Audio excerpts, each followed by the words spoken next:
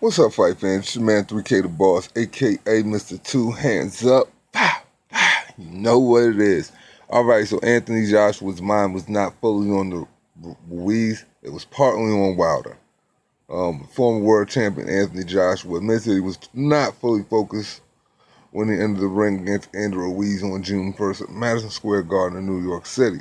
Joshua was shocked, as were most boxing fans, when Ruiz dropped him 4 times to secure a 7th round stoppage. The victory gave Ruiz the WBA, WBO, IBF, and IBO heavyweight titles. You guys, I'm not surprised one bit that this is coming out all of a sudden. You want to know why?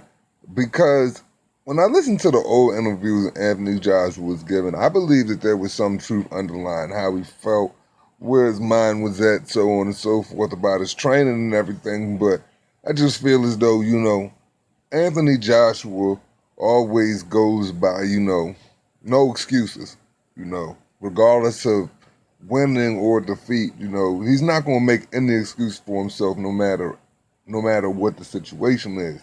So when it came to his first loss, and it comes to all the media surrounding that, because it's such a devastating thing, because he was leading the wave in heavyweight boxing, 100%. Still is, to be honest. So it doesn't surprise me one bit that he's saying this.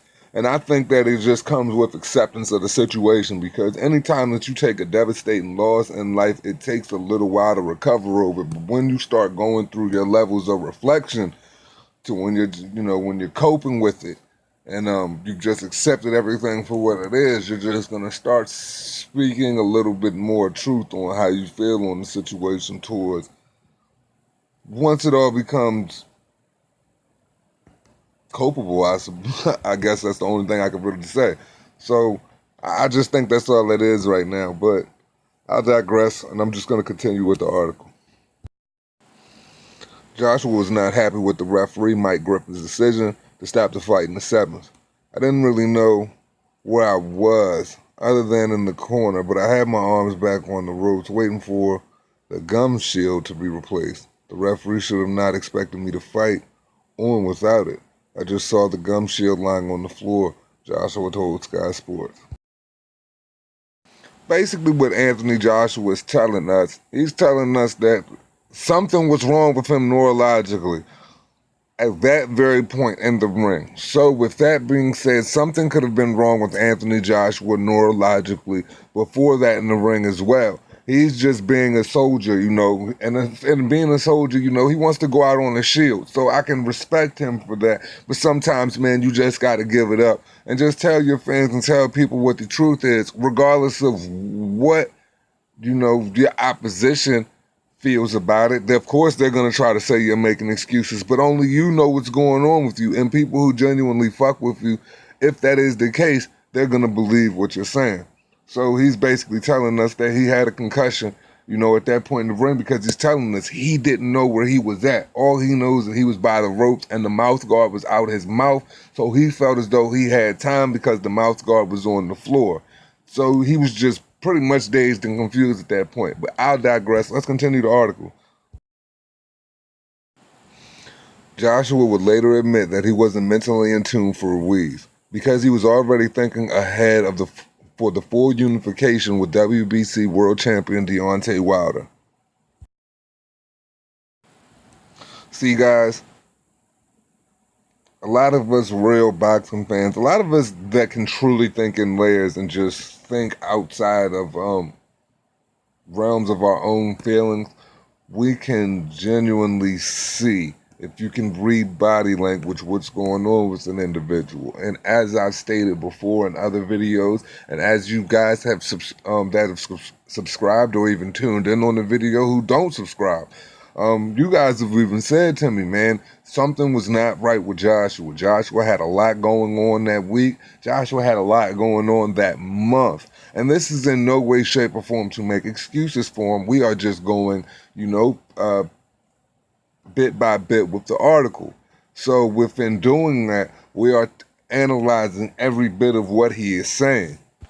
And in what Anthony Joshua is saying right now, as I've stated, being a warrior and going out on his shield he doesn't want to really, he doesn't want to sound like a sore loser. But when you get to points of reflection and you're starting to accept the situation, more will come out. And as I'm reading between the lines, he's just telling us, man, finally, truthfully, man, I was thinking about Wilder. I'm thinking about this undisputed match and how the fuck I can finally get this thing done. That is all I want. That is what I want as a champion. I have everything. Imagine this.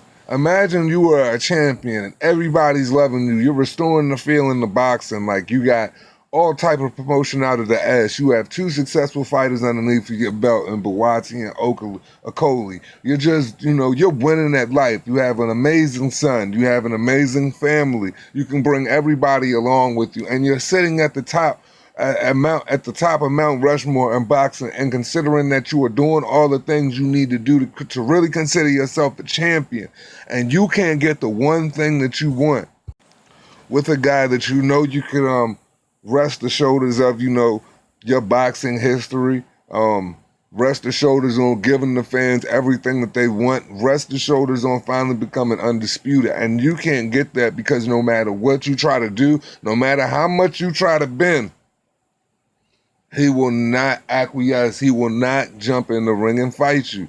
So yeah, I understand it is a lot, but I digress. This is a pretty good article. Let's continue. This time around for the planned rematch at year's end, Joshua said his full focus will be on getting revenge. My mind was not fully on Ruiz, but partially on the fight for the undisputed title against Deontay Wilder, which was due next. But now we have this massive rematch, and I will train differently for Andy. This time I will be ready to unleash the beast, Joshua said. This defeat told me I must make my own decisions about everything inside the ring and out and around me outside. I was down to 40% of myself after the early punch behind the ear, and I never felt like that before in my life. I was deep into an uphill struggle, but I would still have rather lost flat on my back than like that. Man, thank you, Anthony. Thank you, AJ. Thank you, AJ. It's about time, AJ. That's all you had to say, brother. That's all you had to do is tell us this, man. I understand it takes a little time, as I was just speaking on reflection on the loss and where you were and where you're trying to go. All of these things I suspected. All of these things I've said in different layers and different videos on several different occasions, but only I can suspect, bruh. Only I can suspect what's going on with them, Like I said, I've just said this probably a couple videos to you guys that watch me all the time. Man, Anthony Joshua has something to focus on at this point in time. Andy Ruiz is talking a lot of shit. Anthony Joshua feels like he has a point to get across. He finally has a point to prove to himself. This is the point he has to prove to himself. Before it was about undisputed. He wanted to prove to himself that he was the greatest on the planet, but he already believes that. But now it doesn't change the goal, but it has to shift the mind state for a little bit. Now you got to go take it back to those basement gyms. Now you got to take it back to the beginning of it all. You got to take it back to the basics in a sense. You know what I mean? Kind of like that one Rocky joint where Apollo T took him in the bowels where you got to go train. You got to go train in the gutter, which, with the guys, get that eye of the tiger back. That's basically what AJ is telling us.